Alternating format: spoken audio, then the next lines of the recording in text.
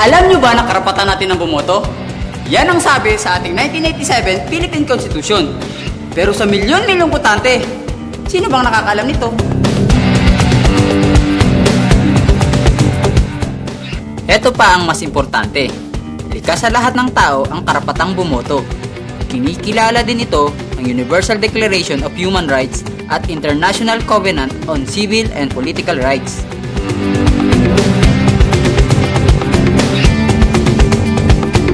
Basta election pinag-uusapan, hati-hati ang opinyon. Ganito pa rin kaya nung unang panahon? Bago pa nung March 1521, the Philippines was discovered by Magellan. The people were baptized, achu, achu, achu, achu, achu, achu. Ang gobyerno nung di pa dumarating ang mga Kastila ay tinatawag na barangay system na pinamumunuan ng dato. Hindi pa uso ang eleksyon noon, pero mas nagkakaisa ang mga tao sa barangay. Kapag may kailangang desisyonan, ay nagmi-meeting ang Council of Elders. Anuman ang desisyon nila ay sinusunod ng mga mamamayan, kasi ang miyembro ng council ay mga elders na respetado ng lahat.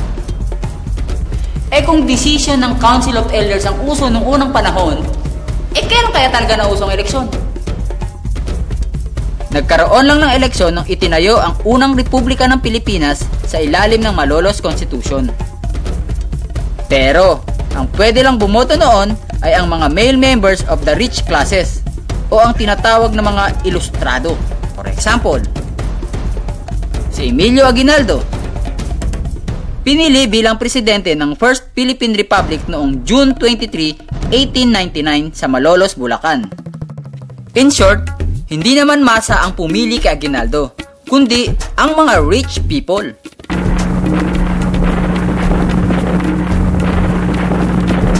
Nang sakupin tayo ng mga Amerikano, ipinaglaban ng mga Pilipino ang kalayaan sa madugo na Filipino-American War.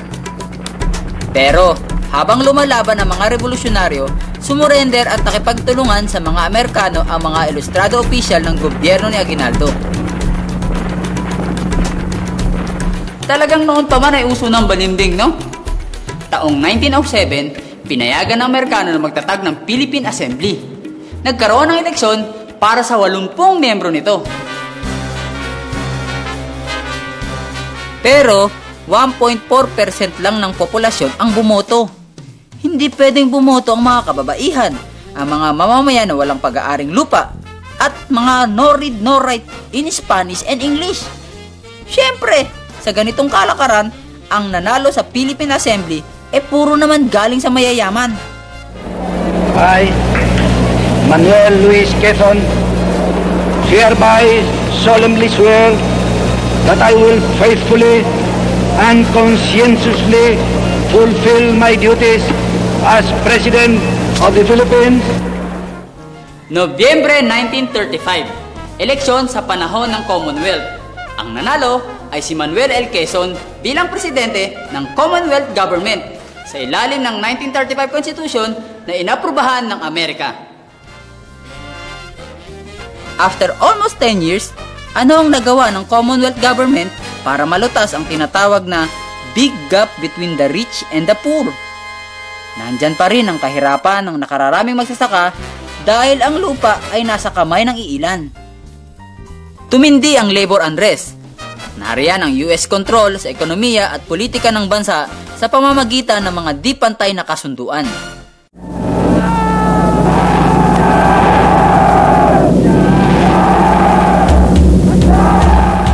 Iniwan ng Amerika ang Pilipinas sa panahon ng World War II, pero nagpatuloy sa paglaban ng mga Pilipino. Ang mga gerilyang Pilipino ang nagbigay ng malaking pinsala at nagpahina sa mga mananakop na Hapones. February 27, 1945, matapos ang Japanese occupation, ibinalik ang Commonwealth Government sa pamumuno ni Presidente Sergio Osmeña. 1946, idinaos ang unang eleksyon ng independenteng Republika ng Pilipinas. For the first time in history, nagkaroon ng eleksyon para sa posisyon ng presidente Vice Presidente at mga miyembro ng Senado at Kongreso. Ang nanalo ay ang kandidatong sinuportahan ni US General Douglas MacArthur, si Manuel Rojas.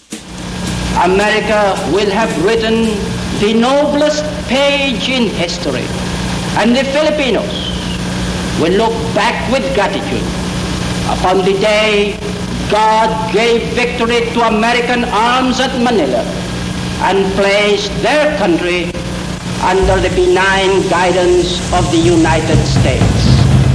Lumitaw na agad ang problema sa graft and corruption sa ilalim pa lamang ng Rojas administration. Nauso na rin ang pananakot sa mga botante para makakuha ng boto. Sa panahong ito, aprubahan ang party amendment sa Constitution na nagbigay ng karapatan sa mga Amerikano na makinabang sa yaman ng bansa. Walang nagbago, puro lang miyembro ng ruling elite ang maaaring mapagpilian ng mga botante. Naging palagi ang problema ng lipunan ang graft and corruption. 1949, kontrobersyal ang pagiging presidente ni Elpidio Quirino dahil grabe ang nangyaring dayaan.